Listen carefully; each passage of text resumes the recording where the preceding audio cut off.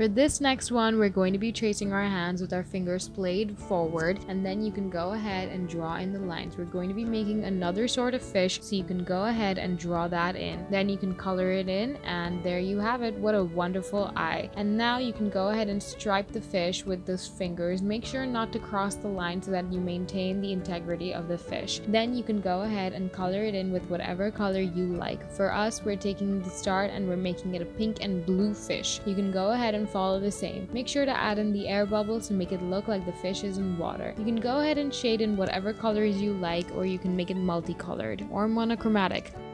Now, let's move on to the next one. For this next one, you can go ahead and point out your two fingers and then draw over that. And then you can go ahead and put in some cute little paws and a little body for the rabbit. Look at how wonderful that looks. Go ahead and give it some really cute and adorable eyes. Color that in. Go ahead and give it a really cute nose with, of course, the signature rabbit teeth. With that, you can go ahead and add in whatever colors you like. We will be adding in some shading to the eyes, add in some whiskers, and then you can go ahead and add in the embellishments to the ear to make it look three-dimensional. Then you can go ahead and color in the ear with the signature baby pink of the rabbit. And there you have it, your very own cute little rabbit.